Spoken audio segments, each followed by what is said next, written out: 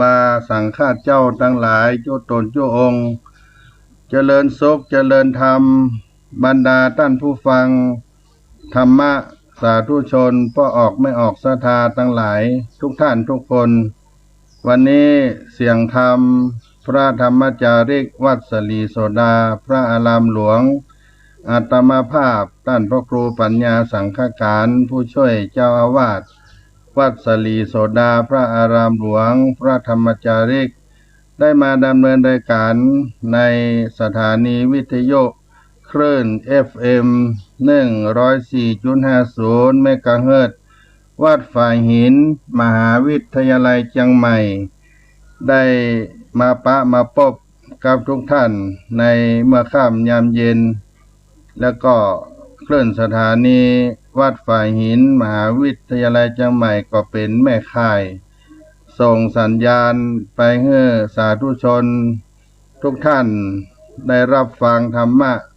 ตลอด24ชั่วโมงเป็นบุญเป็นกุศลกับศรัทธาญาติโยมตัวอยู่บ้านอยู่วัดอยู่ให้อยู่นาอยู่ต้งอยู่สวนก็ได้รับธรรมะเหมือนอยู่ในวัดในวาช่วงนี้ก็เป็นช่วงวิกฤตโรคภัยไข้เจ็บมาเบียนหมู่เฮาท่านทั้งหลายก็ได้อยู่บ้านอยู่ที่ทำการทำงานฟังน้ำฟังธรรมให้มันจุ่มมันเย็นไป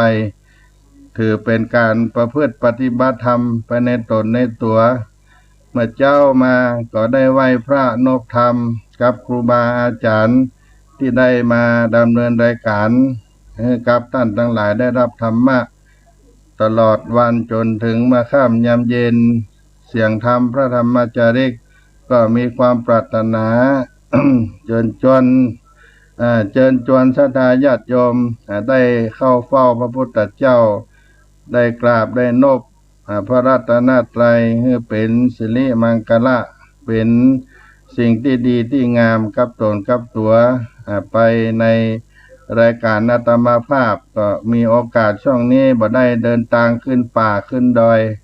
ก็อยู่กับวัดกับวามีโอกาสมีเวลานักก็ยังเกิดเติงลำเปิงหาท่านผู้ฟังที่มักสนใจมักใฝ่ในธรรมก็ขออนุโมทนากับทุกท่านทุกคนด้วยมาค่ำยามเย็นวันนี้จะได้นำพระราชธรรมเทศนามาปันมาฝากให้กับญาติโยมเป็นธรรมโบราณในเรื่องมัจฉาปัญญาป่าจ้อนในโอกาสที่ท่านทั้งหลายได้รับได้ฟังก็เป็นธรรมโบราณในคติถือว่าเป็นธรรมเทศนาที่ขอน้ำฟ้าสายฝนอาจจะเป็นเรื่องราวอย่างใดก็จะได้เทศนาให้กับทุกท่านที่ได้สดับรับฟังได้เป็นสาระธรรมสืบไปก่อนที่จะได้ไปถึงการเทศนาธรรมตามธรรมเนียมก็จะมีสุภาษิตโบราณล้านนาเอามาฝากมาปันในต้นรายการให้กับทุกท่านได้เป็นข้อคิดสะกิดใจเอาไปใช้ให้เกิดประโยชน์กับตนกับตัวกับครอบกับครัวบริวารรอบข้างเพื่อนมิตรสหายคำต่อไปวันนี้ได้นำสุภาษิตในบทที่ว่าใบบัวปกจางตั้งนาซ่อนหอยเส้นผมบางดอยที่ไหนจักกุมใบบัวปกจางตั้งนาซ่อนหอยเส้นผมบางดอยที่ไหนจักกุมเอาใบบัวไปปกปิดช้าง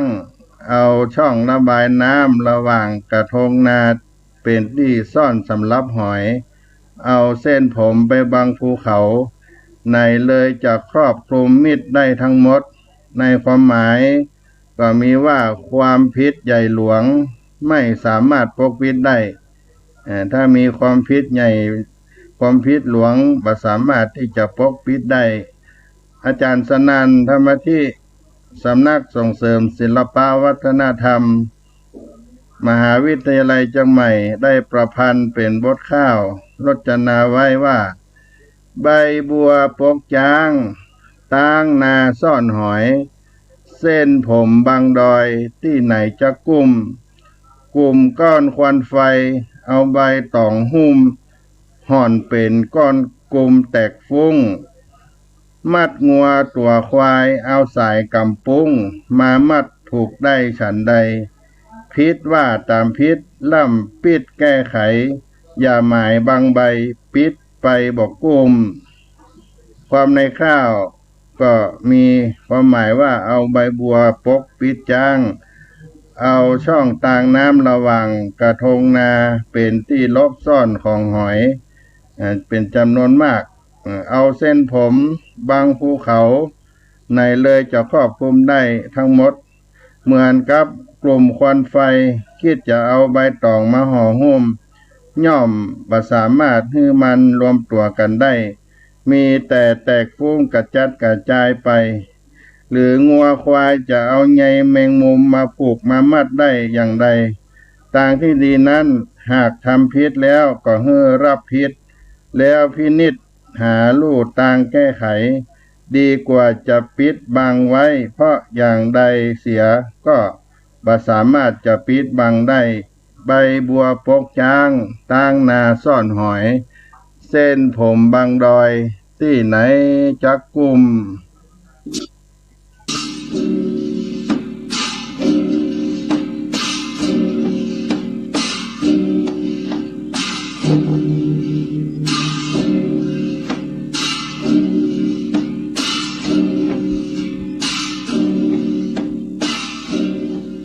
วันนี้จะได้นำพระราชธรรมเทศนาในเรื่องมัจฉาพญาป่าช่อนมัจฉาพญาป่าจ้อนมาเทศนาธรรม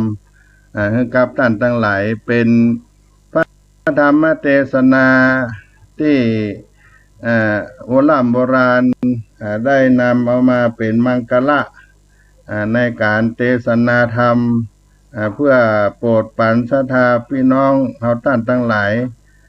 คือเป็นธรรมที่จะใช้ในการขอน้ำฟ้า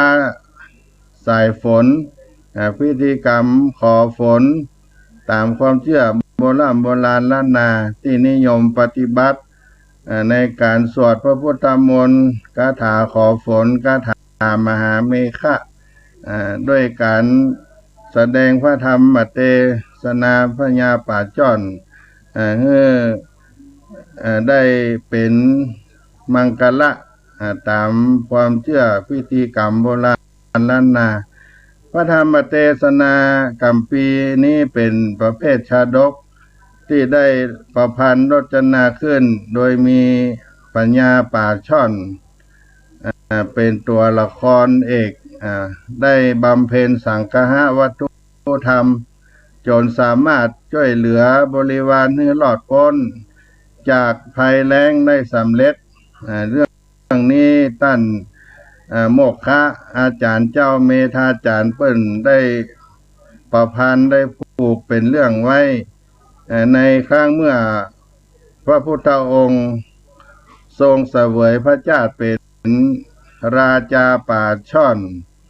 ได้ปกครองบริวารป่าทั้งหลายในหนองสะในสะแห่งหนึ่งซึ่งแวดล้อมไปด้วยนานาพันธุ์ไม้ต่างๆครั้งหนึ่งเกิดภาวะความแห้งแล้งเกิดไปทั่วข้าวกาพิจะพืชพันธุ์ทั้งหลายก็เหี่ยวเฉาตายน้ำในแหล่งน้ำก็แห้งก็ขอดเหล่ามัจฉาป่าทั้งหลายมัจฉาชาติและสัตว์น้ำทั้งหลายถูกบรรดาแห้งกาเหยี่ยวนกกระยางมาโฉบมากิกมากินเป็นอาหารป่าและสัตว์น้ำต่างๆก็ได้รับความเดือดร้อนราชาป่าจ้อนป่าพญานี้ก็ได้หันดังนั้นก็ออกมาตั้งจิตอธิษฐานพร้อมกับมองขึ้นไปบนฟ้าบนอากาศกลางหาว ได้ประกาศคาถา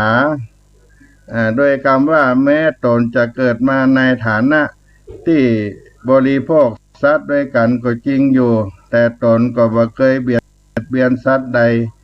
ด้วยสัจจะดังกล่าวขอให้ฝนตกลงมาเพื่อสงเคราะห์สัตว์ที่กำลังเดือดร้อนด้วยอานุภาพแห่งสัจจะอธิษฐานทำให้แต้นปันดุกรรมพระราศีละอาจของพญาอินตาเจ้าฟ้าฮ้อนแข่งกันด่างเกิดขึ้นเมื่อพญาอินตาพญาอินตาเจ้าฟ้าทราบเหตุก็บัญชาให้เทพบุตรชื่อวรหากะเทพบุตรลงมาบันดาลให้ฝนตกโดยห่มโคมกายด้วยผ้าสีเขียวเหมือนเมฆครับเพลงอันมีชื่อเมฆะคีตะผินหน้าเฉพาะไปทางตะวันตกที่ตะวันตกพันเหล่ามวลเมฆก็แตกเป็นเสียงเกิดเสียงกึกก้องตัวจักรวาลเกิดเป็นฝนหาใหญ่เนืองนองไปตัวต้องปฐวีก็เป็นเนื้อหาเรื่องของพญามัจฉาปลาช่อนก็นิยมเอากัมปีนี้มาแสดงเป็นพระธรรมเทศนาในพิธีขอฝนเป็นกิจกรรมที่คนโบราณเปิ้นได้ทำกันมาแต่ก่อนสถานที่เหมาะสมเช่นบริเวณต้นน้ำลำธารใหญ่หรือแม่น้ำที่อยู่รอบทิศหมู่บ้านของเราด้านทิศตะวันออกหรือทิศเหนือก็ดีในหมู่บ้านเพื่อนก็จะขุดสละจำลองขึ้นเฮือกลางสละเป็นเกาะสำหรับประกอบพิธีรอบสละก็มีราชวัตรประดับตุงจ่อหน่อกล้วยหน่ออ้อยข่าจักไข่ใบขิงรูปสัตว์ปีกรูปการูปนกยางรูปเหยี่ยวรูปแห้งก็ไปตามกิ่งไม้โดยเฮือกาอยู่ที่ตะวันออกนกยางอยู่ที่ใต้เหยี่ยวนั้นก็ที่ตะวันตกแห้งจับกิ่งไม้ทางเหนือจัดหาปลาช่อนตัวใหญ่ไว้2 ตัวพร้อมกับสัตว์น้ำนานาที่เป็นต้นว่ากุ้งปูหอยปลาจำนวนหนึ่งเมื่อถึงเวลาที่จะประกอบพิธีครูบาสังฆะก็จะจำเริญพระพุทธมนต์บนเกาะกลางสระนั้นจากนั้นพระเถระรูปหนึ่งก็จะอ่านกัมพีพญาป่าช่อนพระสงฆ์ก็จะพรมน้ำพระพุทธมนต์แล้วปล่อยป่าและซัดน้ำในท่ามกลางเสียงก้องเสียงกองตุลิยะนนทีประโคมไปทั่วอาณาบริเวณแห่งนั้นด้านรายละเอียดพิธีการแต่ละท้องถิ่นอาจจะแปลกกันไปแตกต่างกันไปบางแห่งก็มีการอัญเชิญพระมหาอุปคุตมาสักการะบูชาพระปัจจุนนาเตปบุตรหรือส่งน้ำพระพุทธโลกฝน150,000เป็นต้นกัมพีพญามัจฉาปลาจ้อนนี้เป็นกัมพีใบลานจานด้วยอักษรธรรมล้านนาตัวเมืองก็เป็นพิธีกรรมที่เป็นการขอน้ำฟ้าสายฝนวันนี้จะเอามาเป็นบรรณาการมาเทศนาปันฝากให้พี่น้องศรัทธาท่านทั้งหลายได้สดับรับฟังท่านได้มีโอกาสก็ยกมือไหว้มือสาจะจดธูปจดเทียนสักการะบูชาพระธรรมเทศนาก็ได้ก็เป็นมังคละเมื่อค่ำยามเย็นในวันนี้ก่อนที่จะได้รับพระธรรมเทศนาฟังธรรมก็ขอเชิญทุกท่านได้ไหว้พระนบธรรมโดยพร้อมเพรียงกันก่อนน้ออะระหังสัมมาสัมพุทโธภควาพุทธังภควันตังอภิวาเทมิสวากขาโตภควตาธัมโมธัมมังนะมัสสามิสุปฏิปันโนภควโตสาวกสังโฆสังฆังนะมามิ นะโมตัสสะภะคะวะโตอะระหะโตสัมมาสัมพุทธัสสะนะโมตัสสะภะคะวะโตอะระหะโตสัมมาสัมพุทธัสสะนะโมตัสสะภะคะวะโตอะระหะโตสัมมาสัมพุทธัสสะ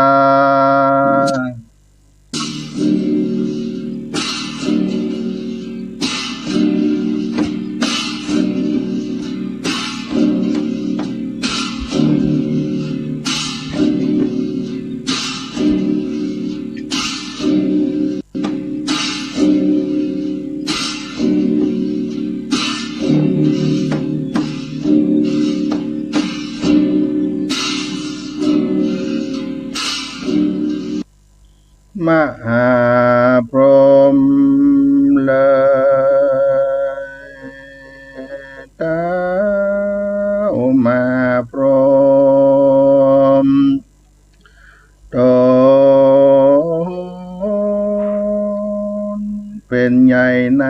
ฝากฟ้าชื่อสหัมปติท่านก็มา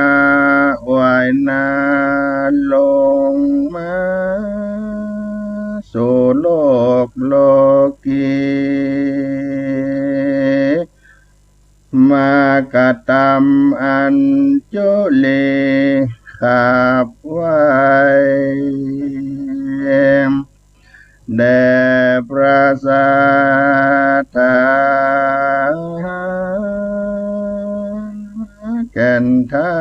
ยยอดใหญ่งานว่าสัตว์ในโลกสงสารโลกไตอันใด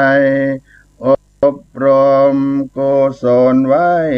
ก็หากยังมีขอ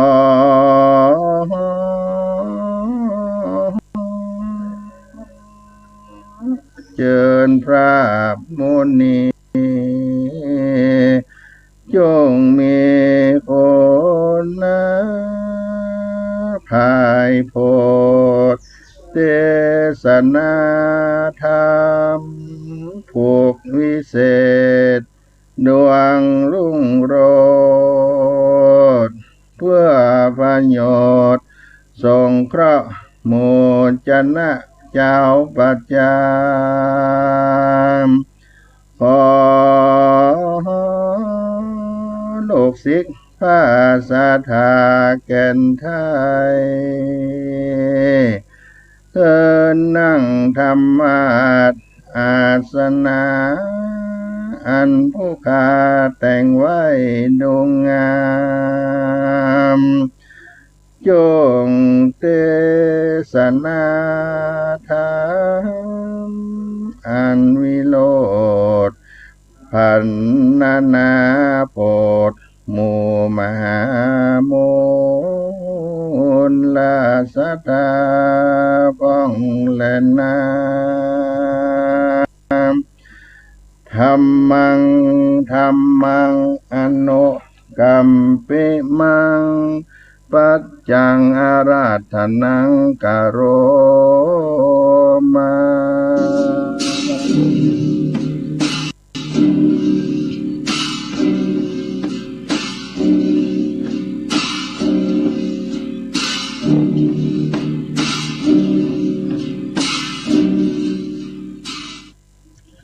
นะโมตัสสะภะคะวะโตอะระหะโตสัมมาสัมพุทธัสสะปุณณปารังญาตาโหมิมัชฌราชามหาสัลเลอุณนาเยสุลิญาสันตาเปสัลเลอุตะกังขีญาทาสาทาโวโดรา สาปุริสาตั้งหลายในกาลอันล่วงพ้นไปแล้วเสียงกิลการอันเมินนานวันนั้นพระตถาคตอันแสวงหาโพธิสมภารก็ได้เกิดในภัททกัปอันหนึ่งก็ได้เกิดมาในวงศาเป็นปัญญาปาชรเป็นปัญญาป่าตั้งหลายเหตุว่าได้เฮือป่าตั้งหลายยินดีโดยสังฆาวัตถุสี่ภาการเกิดว่าตานังอันเฮือตานแก่ปริวารแห่งตนปิญญวาจาได้อุม่วนจาวานอัฏฐจริญญากตามตนเป็นพันโยจันนะแก่ผู้อื่นสมานัตตากตามตนเป็นพันโยจันนะแก่หมู่ชนปริวารแห่งตนคือว่าได้ตั้งตนไว้ดีแล้วส่วนปัญญาป่าจ้อนก็อยู่ในสละนองอันหนึ่งแวดไปโดยคุ้มไม้เครือเขาตั้งหลายอันมีจิมไกลเจตวันโบกกรณีอันอยู่จิมไกลเมืองสาวัตถีนั่นแลมัจฉราชาอันว่าพญาป่าจ้อนตัวนั้นมีหมู่ป่าตั้งหลายหากอยู่แวดล้อมเป็นปริวารญาตาและมีในกาละเหมือนใดต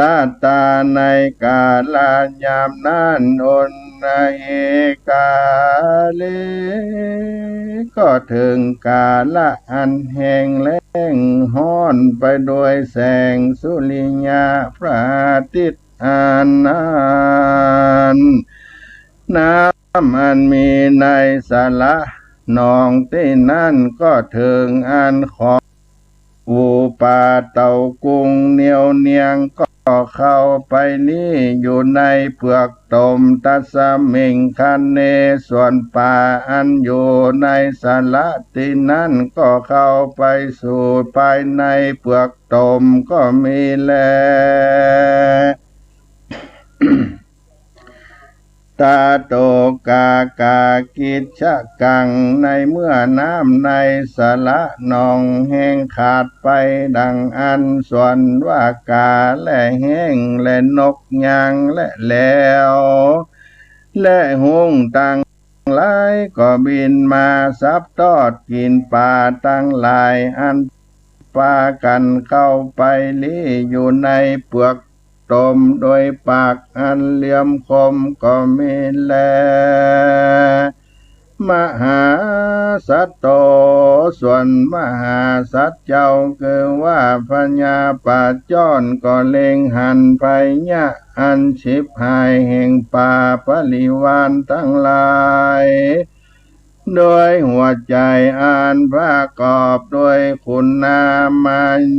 ยุยงหัวใจก็มากันนิ่งในหอละไทยว่าจักบ่มีผู้ใดมาโพดยังป่าตั้งหลายพ้นจากตกเต้าเว้นไว้แต่ตัวกูผู้เดียวบ่มีภัยอาจมาปลดปล่อยหมู่ญาติกาแห่งกูพ้นจากตกเต้ากูผู้เดียวจากปลดปล่อยเงือเข้าพ้นจากตกภาการหนึ่งจักเป็นคุณอันมากนักแก่คนตั้งหลายอันเลี้ยงชีวิตตนโดยเขากล้า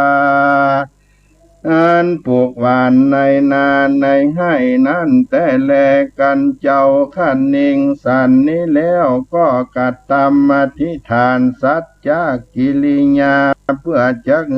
ฝนตกลงมา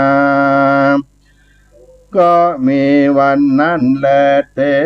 นะวุตังเหตุดังอันพระพุทธเจ้าจักสำแดงอัฏฐะอันนั้นมาแจ้งพระจริงแสงเตสนาว่าเอวังจินเต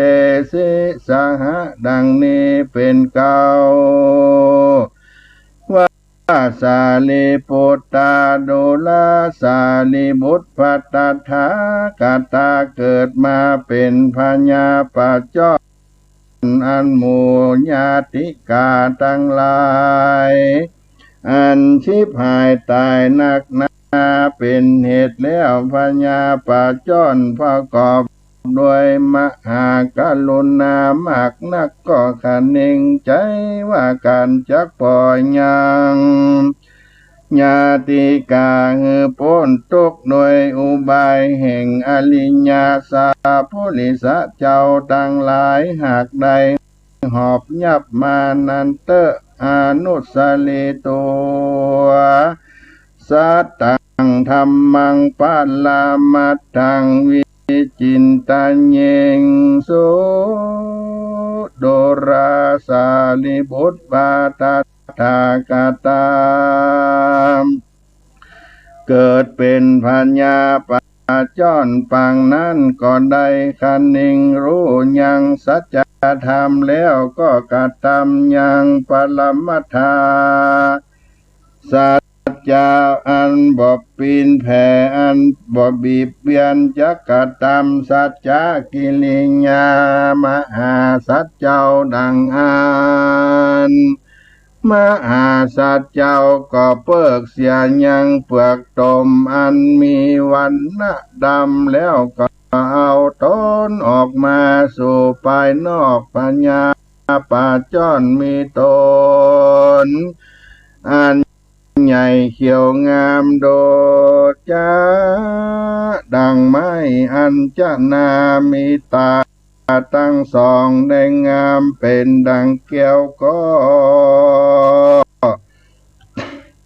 อันคัดสีดีงามนั่นแลเจ้าก็เล็งตาขึ้นไปบนอากาศแล้วก็สวดคาถาดังนี้ญาโตสารามิอัตตานังญาโตปัตโตสุมิวินยุตังนาพิจานามิสันจิจาเอกาปานัมหิหิงสิตาเอเตนะสัจจะวัจเจนะปัจจุนโนอภิวาสตุอาหังอันว่าโกสรามิก็ขันนิงรู้ยังอัตตาภาวะเนื้อตนว่าถึงซึ่งอันรู้ในกาละอันควรกระทำบอกกระทำญาโตตั้งแรกแต่กาละอันมีดังอันปัญญาอันใดถึงสภาวะได้รู้อันร้ายอันดีอาจเปื่อคันนิงรู้กายกรรมวจีกรรมมโนกรรมแห่งกูส่วนกูก็เกิดมาในฐานะอันจักกินสัตว์อันมีญาติเสมอกันโดยแต่กูบ่อาจจักยังกินสัตว์ตัวน้อยตัวใหญ่มาทัลลาเต้าเม็ดเขาเปลี่ยนในละแวกอันเกิดมาทาลาบถึงกาลาบัดนี้ปากาหนึ่งกูจักบีบเบียนสัตว์ตัวใดตัวหนึ่งแม่นจะฆ่าตายก็บ่มีจะแลโดยสัจจะอันนี้หากมีแต่ดีลีและปัจจุนโนเมโคอันว่าเมฆะอันเป็นหาฝนอันใหญ่จุ่งตกลงมาปล่อยยังฝูงญาติกาแห่งกูพ้นจากทุกข์อันจะเข้าสู่ตั้งแต่นิเตอกันมหาสัจเจ้ากล่าวอธิษฐาน สัจจกิริยาสันนี้แล้วเจ้าก็บังคับยังวลาหากาเตวบุตรฝนตกลงมาปันนักโดจะดังอนัสสัญญาแก่พวกน้อยแห่งตนจริงกล่าวคาถาว่าดังนี้อาภิตาถาอาภิตาฐานายังปัจจนานิทิงกาสัสสานาสัญญากากังโสกาญาลาเจหิมัสเสโสเกปโมจะเยโดราวลาหากาเตวบุตรตนเป็นพญาแก่เทวดาอาภิตาฐานายังตั้นอย่าเหือหายเสียยังกิจจะแห่งมัชราชาต้านจุ้งร้องจุ้งครางดังเสียงกองสายฟ้าแม่ปลอดทุกต้องกำจักรวาลแล้วมหาเมฆะฝนตกลงมาสู่จุมโปนิเตเหตุว่ากาตั้งหลายเตียนย่อมทราบตอดเอาป่าตั้งหลายอันเข้าไปนี้อยู่ในเปลือกตมนั้นจุวันจุเคินปัจจนโนเมฆะต้านจุงเฮหายเสียยังกิจกาตั้งหลายด้านจุงฝ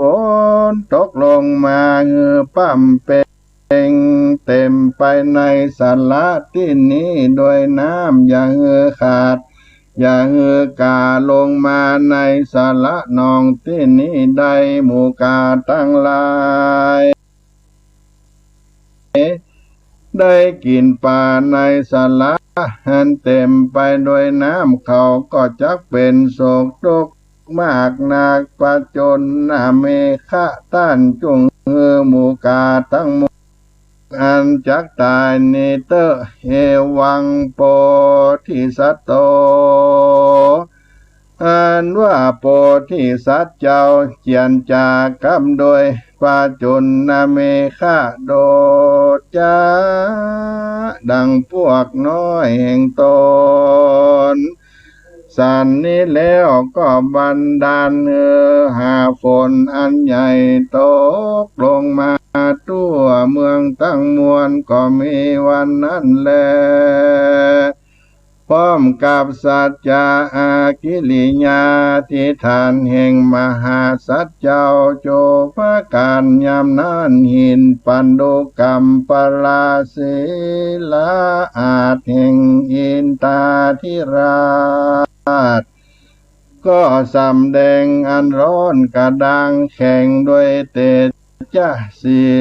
ลตปะแห่งมหาโพธิสัตว์เจ้าพระญาอินตาก็ลำเปิงดูก็โลยังเหตุอันนั้นตนเจ้าก็ทลัดแจ้งแล้วก็หามายังว่าลาหากาเตวบุตรแล้วก็สัญญาดังนี้โดลาวลาหากาเตวบุตรบัดนี้มัชฌราชาปะจ้อนตนเป็นมหาโพธิสัตว์เจ้าต้านก็มาค่ายฝนตกลงลำงับดับเสียยังโศกตกแห่งป่าตั้งหลายอันเป็นญาติกาแห่งป่าจ้อนว่าอันเจ้าจุงกะตำยังหาเมฆะฝนลาย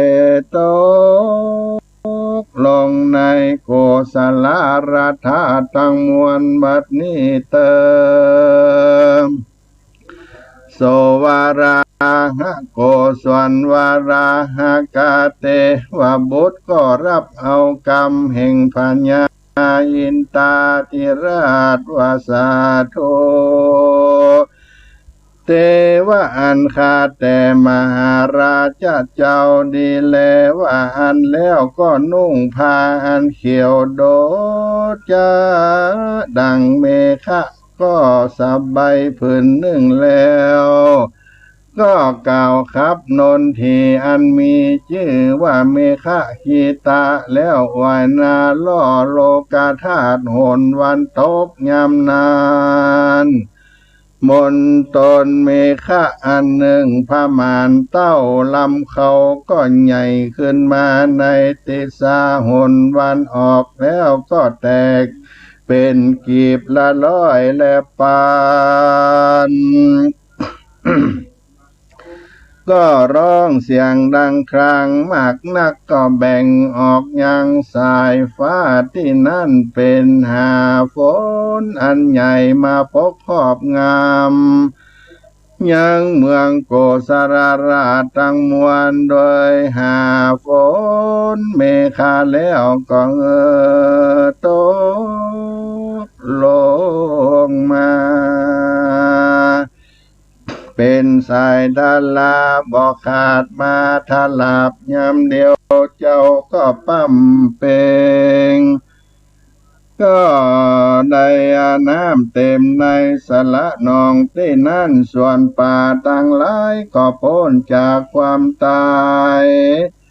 ก็มีและนาส่วนอันว่าสัตว์ทั้งหลายมีกาเป็นตนก็เถิงซึ่งบ่ยินดีแห่งเขาเหตุบ่ได้กินป่าในสละนองที่นั่นแล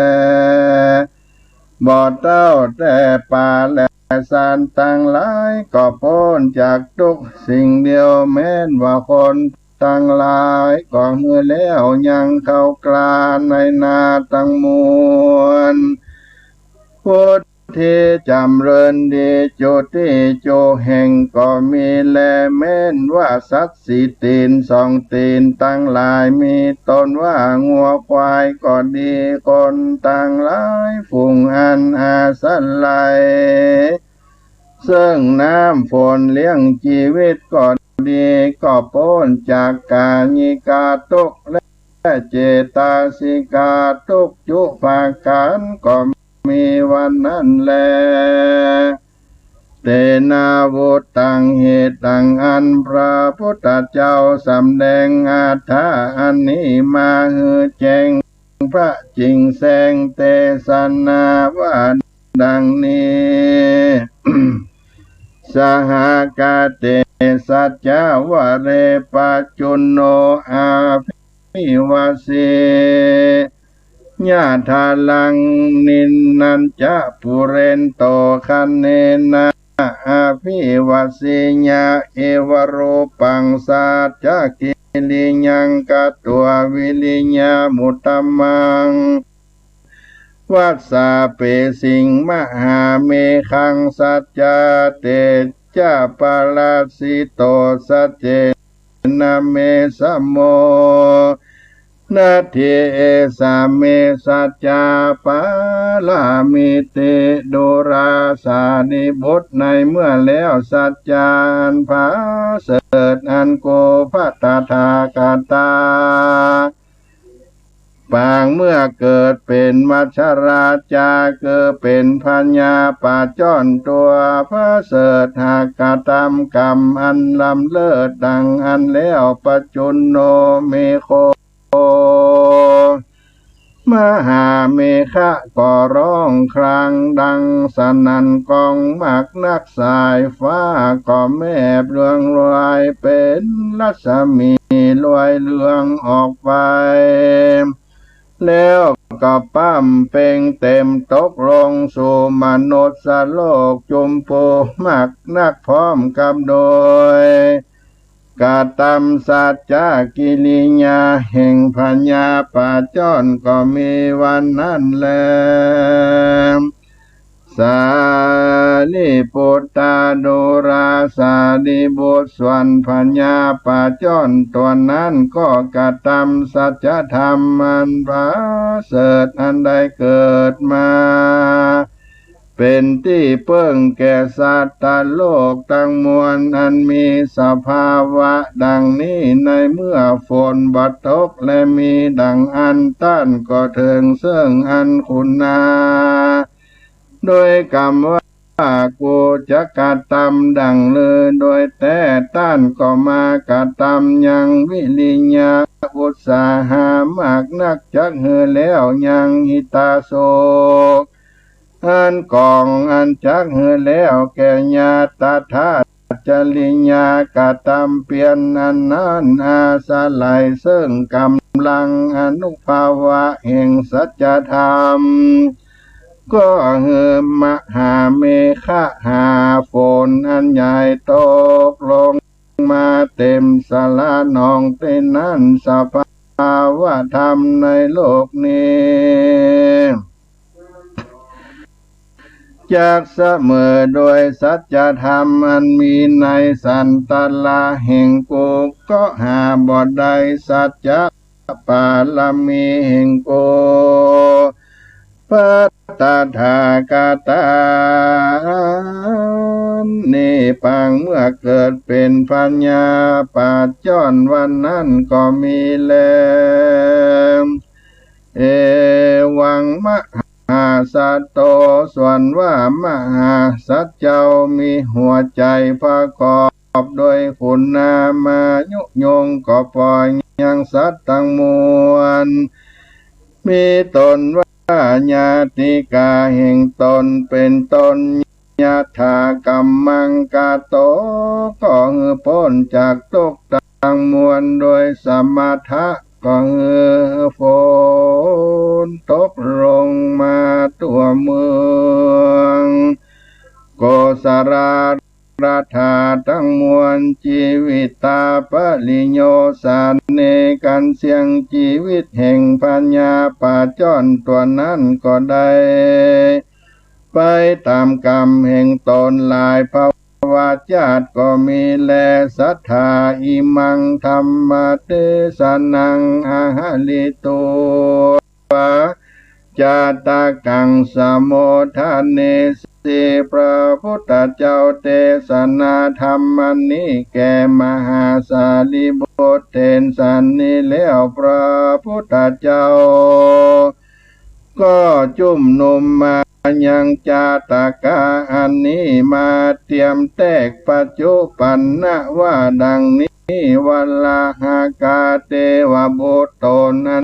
เนื้อหาฝนตกลงมา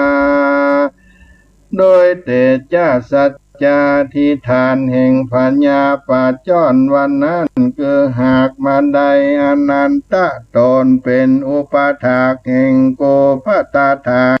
กตาในกาลบัดนี้แลมัจฉากันนาส่วนหมู่ป่าทั้งมวลนั้นเป็นญาติกาแห่งปัญญาปัจจรวันนั้นคือหากมาได้ปริษัททั้งสี่มีภิกขุภิกขุณีอุปาสกาอุปาสิกาทั้งหลายในกาลบัดนี้แลมัจฉราจาโลกนาโทส่วนมัจฉราจาปัญญาปัจจรแม้นเกิดในปงสาอันกินยังสัตว์ทั้งหลายอันมีชีวิตเสมอกันก็บอกกินยังป่าทั้งหลายเจ้าก็ปฏิบัติเหือญาติกาทั้งหลายพ้นจากทุกข์ใดถึงสุขสำราญตนเป็นที่เพิ่งแก่เวรในญาสัตว์ทั้งมวลในกาลบัดนี้แลนะโพธิสัตว์โตส่วนโพธิสัตว์เจ้าได้ปั้มเป่งสัจจะปาลามีเป็นประธานแม้นว่าปาลามีธรรมเขาพระการมีตนว่าตานาปาลามีเจ้าก็ได้ปั้มเป่งมาโดยกาละอันควรก็มีจุปราก กันบ่อยากจะแลนามัจฉาราชาจาริยังสมาตังเนติตังขีญาอันกล่าวยังมัจฉาราชาปัญญาปาจรก็บังคมสมเด็จเสด็จสาธุสาธุส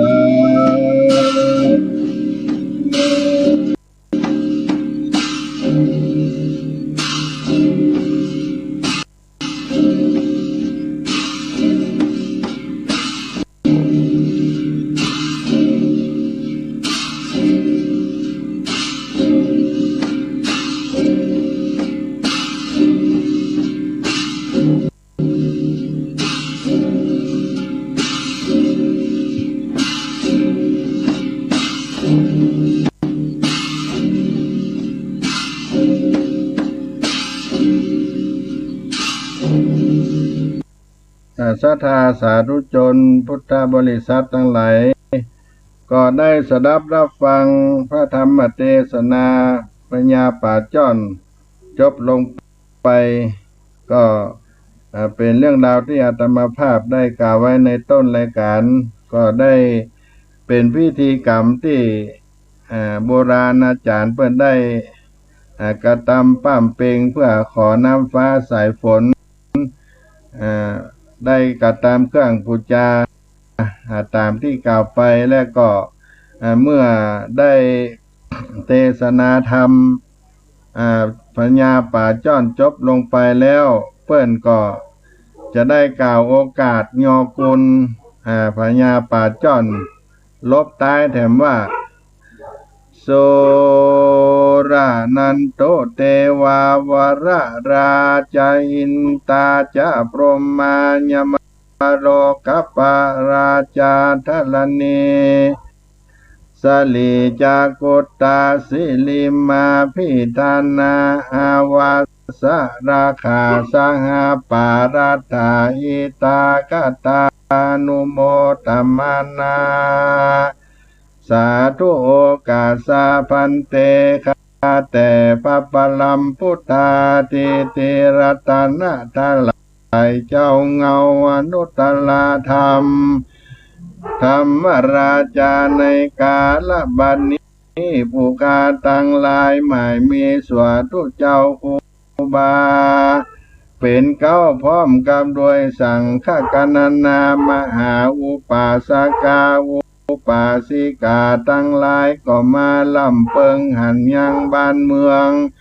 เป็นปะลีลาหะร้อนกะหายอันหาน้ำฝนชนท่าทารา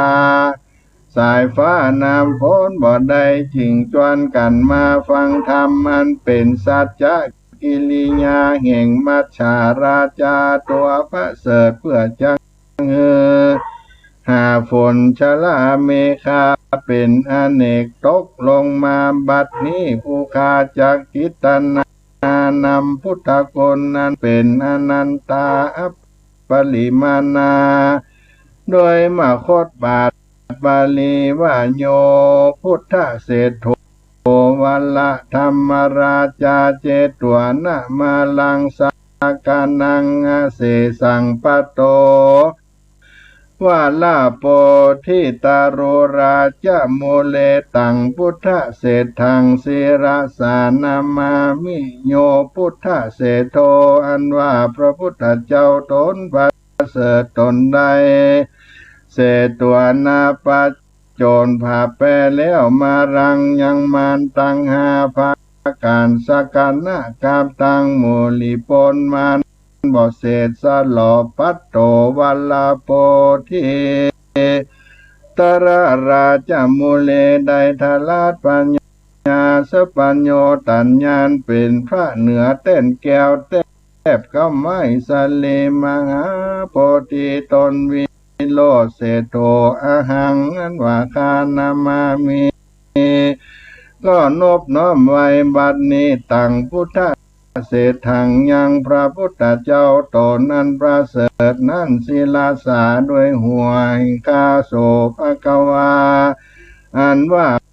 พระพุทธเจ้าตนนั้นทะลงโกนนั้นอันตาอปาลิมานาหาที่สุดบ่ได้พระก็ไว้ปั่มเป่งปาลมีธรรม30ตัดมานานพามานได้สาวอาสงไขยปลายแสนมหากัปปางเมื่อเจ้าได้เป็นโพธิสัตว์เกิดว่าได้เป็นปัญญาเนื้อและเนื้อชีวิตแห่งตนแก่เนื้อตั้งลายอันเป็นญาติแห่งตนลำดับมาเทิงปางเมื่อเจ้าได้เป็นมัชฌราชาตัวประเสริฐเกิดในสาระอันใหญ่ในโกศราจนบทฝนบทตกอันแห่งแรงนักแห่งกาและนกยางตั้งหลายก็มาเอายางป่าไปกินเป็นอาหารมากนักเจ้าก็มีกรรมขุนนาญาติแห่งตนจริงกตัมสัจจกิริยาหาฝนตกลงมาตัวติสาจนบททั้งมวลมีชีวิตแก่สัตว์ทั้งหลายทลาบอันใดทลาดปัญญาสัพพัญญูเป็นคู่แก้วแก่โลกทั้งสามประกอบโดยตาตาญาอันอินโดขุนนาเป็นอนันตาหาที่สุดบ่ได้แต่ดีลีในกาลบัดนี้ก็เป็นปลีลาหะอันร้อนไม่โดยอันหาน้ำหาฝนบ่ได้ผู้กาตั้งหลายก็มีมือถือดอกไม้ลำเตียนขอโอกาสลาธนายังพุทธปิมปาจินารูปเจ้าและสาลิลิกาธาตุเจ้าทั้งมวลสลีลาธาตุอรหันตาเจ้าลงสถิตสำลานเหนือแท่นแก้วอาราธนามาชลาจาเจ้าตนประเสริฐสถิตสำลานในสละเพื่อผู้คาตั้งลายได้อาบองค์สาลงเกตโดยน้ำพุทธาภิเษกแล้วบุธีวิโลนละเหโดยวัดสาธาลาไหลหลังทางตกลงมาจุ่มจื่นงอกเงยบานงามแห่งปิจจะเอาไล่แดนนาแก่ผู้กาตั้งลายแต่แดเตอเพื่อนก็โอกาสดังนี้3จบจากนั้นก็ประโคมก้องกองตุลิญานนถีแห่พระพุทธรูปประจำพิธีไปตั้งแทนฐานเต้นกลางสาระหนองน้ำลูกป่าช่อนและป่าอื่นใส่ลงในสระแล้วก็คนที่เข้าร่วมนั้นเอาน้ำส้มปล่อยน้ำอบน้ำหอมสละสลงองค์พระพุทธรูปเจ้าอาบลงในสระหนองนั้นเมื่อได้กระทำพิธีแล้วก็เชื่อว่าฟ้าฝนก็จะตกลงมาด้วยสัจจะอธิษฐานใน3 วัน 7 วันเป็นต้นเมื่อครบกำหนดแล้วก็นิมนต์พระมหาอุปคุตเถรเจ้ากลับไปสู่ใต้น้ำเหมือนดังเก่าดังเดิมอันนี้ก็เป็นพญามัจฉาป่าช่อนได้พิธีกรรมโดยสังเขปเอามาเทศนาปั่นฝากให้พี่น้องศรัทธาตั้งหลายในเมื่อค่ำยามเย็นในวันนี้ก็เป็นปัญนาการปั่นฝากให้พี่น้องศรัทธาทั้งหลายได้อาบน้ำฟังธรรมเป็นสิริมังกละสืบไปขอให้ฟ้าให้ฝนทะทางหลังลงมาให้หายร้อนหายไหม้ให้ทุกรายการแห่งมหาวิทยาลัยจังใหม่วัดฝ่ายหินเคลื่อน FM 104.50 นี่เป็นต้นจัตตาโลธรรมาวัฏฏันติ